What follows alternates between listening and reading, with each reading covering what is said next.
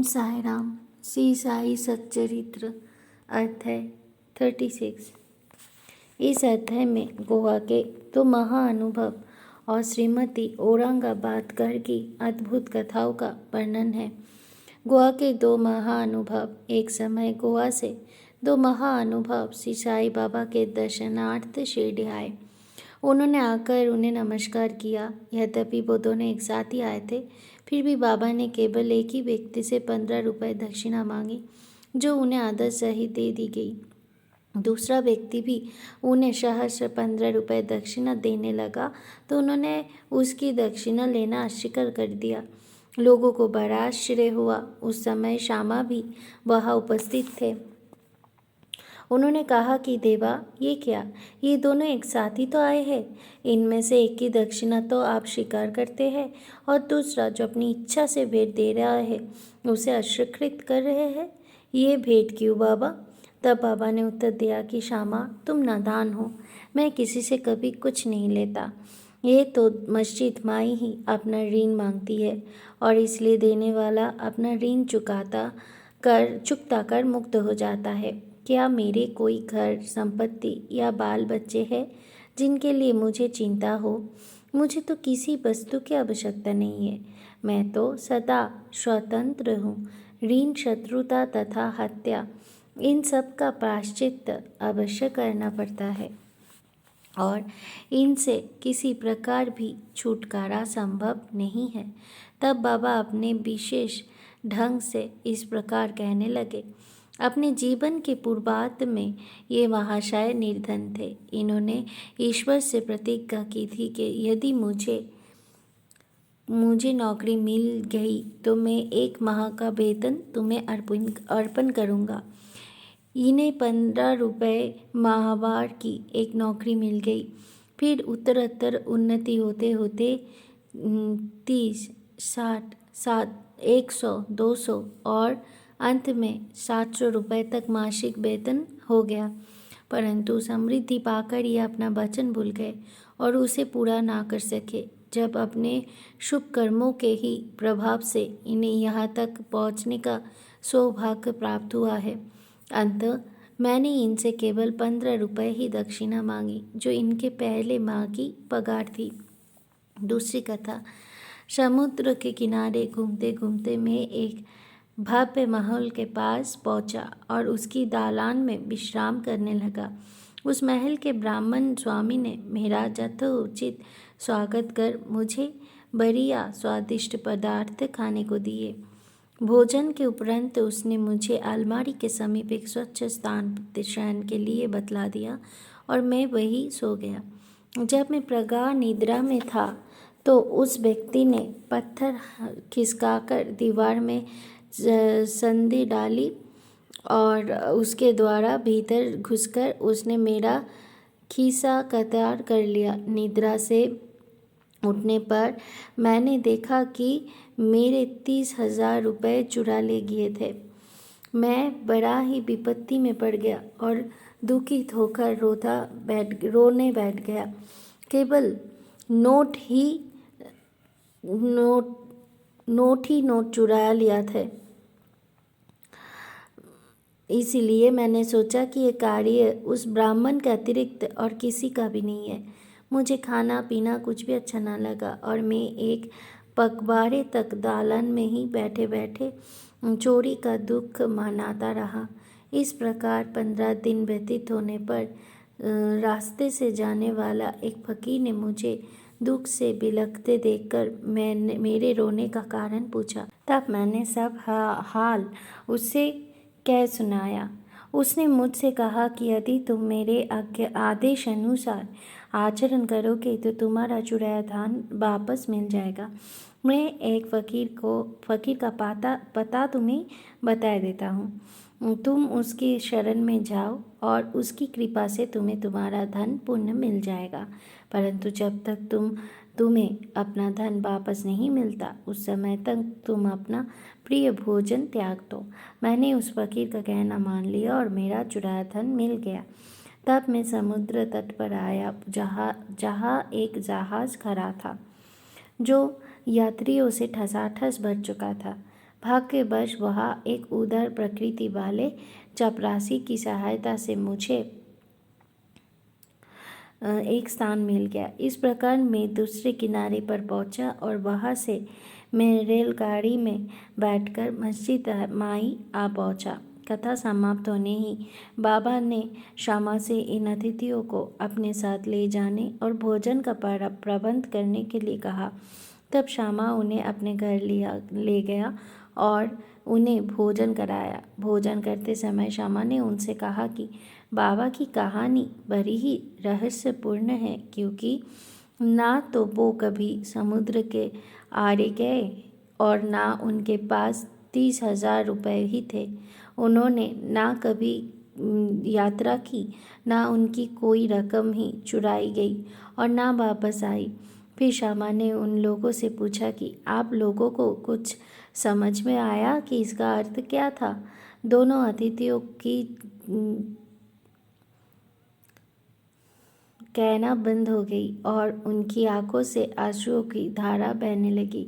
उन्होंने रोते रोते कहा कि बाबा तो सर्वव्यापी अनंत और परम ब्रह्म स्वरूप है। जो कथा उन्होंने कही है वो बिल्कुल हमारी ही कहानी है और वो मेरे ऊपर बीत चुकी है। ये महान आश्चर्य की है कि उन्हें ये सब कैसे ज्ञात हो गया। भोजन के उपरांत हम इसका पूर्ण विवरण आपको सुनाएंगे। भोजन के पश्चात पान खाते हुए उन्होंने अपनी कथा सुनाना आरंभ कर दिया। उनमें से एक कहने लगा, घाट में एक पहाड़ी स्थान पर हमारा निवास स्थान है। मैं अपने जीवन निर्वाह के लिए नौकरी ढूंढते ढूंढते गोवा आ गया। तब मैंने भगवान दत्तात्रेय को वचन दिया था कि यदि मुझे नौकरी मिल गई तो मैं तुम्हें 1 माह की पगार भेंट पर चढ़ाऊँगा। उनकी कृपा से मुझे 15 रुपये मासिक की नौकरी मिल गई और जैसा कि बाबा ने कहा उसी प्रकार मेरी उन्नति भी हुई। मैं अपना वचन बिल्कुल भूल गया था। बाबा ने उसकी स्मृति दिलाई और मुझसे 15 रुपये वसूल कर लिया। आप लोग इसे दक्षिणा न समझे, ये तो एक पुराने ऋण का भुगतान है तथा दीर्घकाल से भूली हुई प्रतिज्ञा आप पूर्ण हो गए। शिक्षा यथार्थ में बाबा ने कभी किसी से पैसा नहीं मांगा और ना ही अपने भक्तों को ही मांगने दिया। वो आध्यात्मिक उन्नति में कांचन को बाधक समझते थे और भक्तों को उसके पास से सदैव बचाते रहते थे। भगत मलसापति इसके उदाहरण स्वरूप है। वो बहुत निर्धन थे और बड़ी कठिनाई से ही अपना जीवन बिताते थे। बाबा उन्हें कभी पैसा मांगने नहीं देते थे और ना ही वो अपने पास की दक्षिणा में से उन्हें कुछ देते थे। एक बार एक दयालु और सहृदय व्यापारी हंसराज ने बाबा की उपस्थिति में एक बड़ी रकम मलसापति को दी, परंतु बाबा ने उनसे उसे अस्वीकार कहने को कह दिया। अब दूसरा अतिथि अपनी कहानी सुनाने लगे। मेरे पास एक ब्राह्मण रसोइया था जो गत 35 वर्षों से ईमानदारी से मेरे पास काम करता आया था। बुरी आदतों में पड़कर उसका मन पलट गया और उसने मेरे सब रुपए चोरी कर लिए। मेरी अलमारी दीवार में लगी थी और जिस समय हम लोग गहरी नींद में थे उन्होंने पीछे से पत्थर हटाकर मेरे सब 30,000 रुपये की नोट चुरा लिए। मैं नहीं जानता कि बाबा को ये ठीक ठीक धनराशि कैसे ज्ञात हो गई। मैं दिन रात रोता और दुखी रहता था। एक दिन जब मैं इसी प्रकार निराश और उदास होकर बरामदा में बैठा था, उसी समय रास्ते से जाने वाला एक फ़कीर ने मेरी स्थिति जानकर मुझसे इसका कारण पूछा और मैंने उसे सब हाल कह सुनाया। तब उसने बताया कि कोपरगांव तालुका के शिरडी ग्राम में श्री साई बाबा नामक एक अवलिया रहते हैं। उन्हें वचन दो तथा अपना रुचिकर भोज्य पदार्थ त्याग कर दो। मन में कहो कि जब तक मैं तुम्हारा दर्शन न कर लूँगा उस पदार्थों का कदापि न खाऊंगा।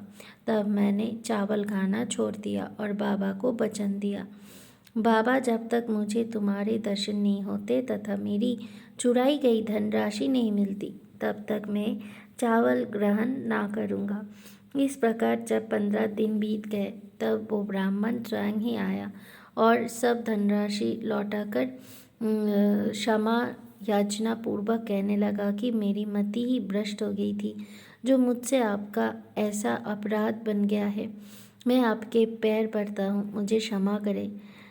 इस प्रकार सब ठीक ठाक हो गया। जिस फकीर से मेरी भेंट हुई थी तथा जिसने मुझे सहायता पहुंचाई थी, वो फकीर फिर मेरे देखने में कभी नहीं आया। मेरे मन में श्री साई बाबा के दर्शन की, जिनके लिए फकीर ने मुझसे कहा था, बड़ी तीव्र उत्कंठा हुई। मैंने सोचा कि जो फकीर मेरे घर पर आया था वो साई बाबा के अतिरिक्त अन्य कोई नहीं हो सकता, जिन्होंने मुझे कृपा कर दर्शन दिए और मेरी इस प्रकार सहायता की।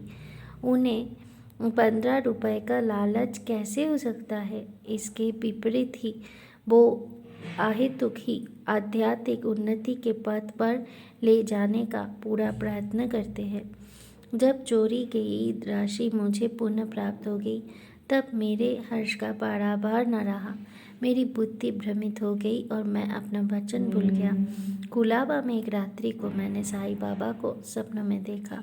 तभी मुझे अपनी शिरडी यात्रा के वचन की स्मृति हो आई।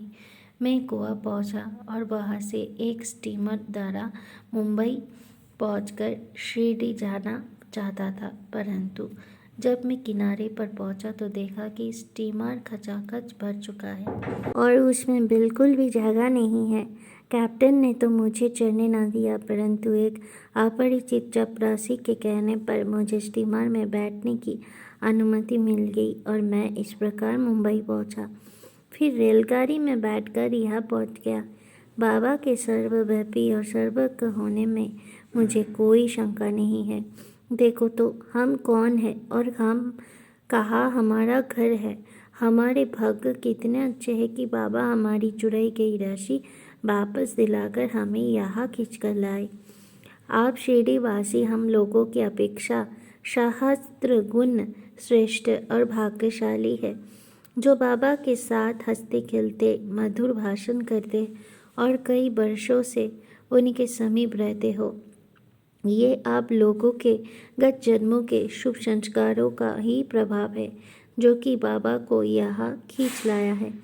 श्री साई ही हमारे लिए दत्त है। उन्होंने ही हमसे प्रतिज्ञा कराई तथा जहाज में स्थान दिलाया और हमें यहाँ लेकर अपनी सर्वव्यापकता और सर्वगता का अनुभव कराया। श्रीमती औरंगाबादकर। सोलापुर के सखाराम औरंगाबादकर की पत्नी सत्या 27 वर्ष की दीर्घ अवधि के पश्चात भी निसंतान ही थी। उन्होंने संतान प्राप्ति के निमित्त देवी और देवताओं की बहुत मान्यता की, परंतु फिर भी उनकी मनोकामना सिद्ध न हुई। तब वो सर्वथा निराश होकर अंतिम प्रयत्न करने के विचार से अपने सौतेले पुत्र श्री विश्वनाथ को साथ ले शिरडी आए और वहाँ बाबा की सेवा कर 2 माह रुकी। जब भी वो मस्जिद को जाती तो बाबा को भक्तगण से घिरे हुए पाती। उनकी इच्छा बाबा से एकांत में भेंट कर संतान प्राप्ति के लिए प्रार्थना करने की ही थी, परंतु कोई यज्ञ अवसर उनके हाथ न लग सका। अंत में उन्होंने श्यामा से कहा कि जब बाबा एकांत में हो तो मेरे लिए प्रार्थना कर देना। श्यामा ने कहा कि बाबा का तो खुला दरबार है, फिर भी यदि तुम्हारी ऐसी ही इच्छा है तो मैं अवश्य प्रयत्न करूँगा, परंतु यश देना तो ईश्वर के हाथ है। भोजन के समय तुम आंगन में नारियल और अगरबत्ती लेकर बैठना और जब मैं संकेत करूँ तो खड़ी हो जाना। एक दिन भोजन के उपरांत जब श्यामा बाबा के गीले हाथ तौलिया से पोंछ रहे थे तभी बाबा ने उनके गाल पर चिकोटी काट ली। तब श्यामा क्रोधित होकर कहने लगा कि देवा, ये क्या आपके लिए उचित है कि आप इस प्रकार मेरे गाल पर चिकोटी काटें? मुझे ऐसी शरारती देव की बिल्कुल आवश्यकता नहीं है जो इस प्रकार का आचरण करे। हम आप पर आश्रित है, तब क्या यही हमारी घनिष्ठता का फल है? बाबा ने कहा, अरे तुम तो 32 जन्म से मेरे साथ हो, मैंने अब तक तुम्हारे साथ ऐसा कभी नहीं किया, फिर अब तुम मेरे स्पर्श को क्या बुरा मानते हो? क्यों बुरा मानते हो? श्यामा बोली कि मुझे तो ऐसा देव चाहिए जो हमें सदा प्यार करे और नित्य नया नया मिष्टान्न खाने को दे। मैं तुमसे किसी प्रकार के आदर की इच्छा नहीं रखता और ना मुझे स्वर्ग आदि ही चाहिए। मेरा तो विश्वास सदैव तुम्हारे चरणों में ही जागृत रहे, यही मेरी अभिलाषा है। तब बाबा बोले कि हाँ, सचमुच में इसीलिए यहाँ आया हूँ। मैं सदैव तुम्हारा पालन और उदर पोषण करता आया हूँ, इसीलिए मुझे तुमसे अधिक स्नेह है। जब बाबा अपनी गादी पर विराजमान हो गए, तभी श्यामा ने उस स्त्री को संकेत किया। उसने ऊपर आकर बाबा को प्रणाम कर उन्हें नारियल और अगरबत्ती भेंट की। बाबा ने नारियल खिलाकर देखा तो वो सूखा था और बचता था। बाबा ने श्यामा से कहा कि ये तो हिल रहा है, सुनो तो ये क्या कहता है। तभी श्यामा ने तुरंत कहा कि ये बाई प्रार्थना करती है कि ठीक इसी प्रकार इनके पेट में भी बच्चा गुड़गुड़ करे, इसीलिए आशीर्वाद सहित ये नारियल इन्हें लौटा दो। तब फिर बाबा बोले कि क्या नारियल से भी संतान की उत्पत्ति होती है? लोग कैसे मूर्ख हैं जो इस प्रकार की बातें करते हैं। श्यामा ने कहा कि मैं आपके वचनों और आशीषों के शक्ति से पूर्ण अवगत हूँ और आपके एक शब्द मात्र से ही इस बाई को बच्चों का तांता लग जाएगा। आप तो टाल रहे हैं और आशीर्वाद नहीं दे रहे हैं। इस प्रकार कुछ देर तक वार्तालाप चलता रहा। बाबा बार बार नारियल फोड़ने को कहते हैं, परंतु श्यामा बार बार ये हट पकड़ते हुए थे कि इसे उसी बाई को दे दो। अंत में बाबा ने कह दिया कि इसको पुत्र की प्राप्ति हो जाएगी। तब श्यामा ने पूछा कि कब तक? बाबा ने उत्तर दिया कि 12 महीने में। अब नारियल को फोड़कर उसके 2 टुकड़े किए गए। एक भाग तो उन दोनों ने खाया और दूसरा भाग उस स्त्री को दिया गया। तब श्यामा ने उस बाई से कहा कि प्रिय बहन, तुम मेरे वचनों की साक्षी हो। यदि 12 महीने के भीतर तुमको संतान न हुए तो मैं इस देव के सिर पर ही नारियल फोड़कर इसे मस्जिद से निकाल दूंगा, और यदि मैं इसमें असफल रहा तो मैं अपने को माधव नहीं कहूँगा। जो कुछ भी मैं कह रहा हूँ इसकी सार्थकता तुम शीघ्र ही विदित हो जाएगी। 1 वर्ष में ही उसे पुत्र रत्न की प्राप्ति हुई, और जब वो बालक 5 महीने का था उसे लेकर वो अपने पति सहित बाबा के श्री चरणों में उपस्थित हुए। पति पत्नी दोनों ने उन्हें प्रणाम किया और कृतज्ञ पिता ने 500 रुपये भेंट किए, जो बाबा के गोरे शामकरण के लिए छत बनाने का काम आए। ओम श्री सद्गुरु साईनाथ परमस्तु शुभम भवतु। ओम साई राम।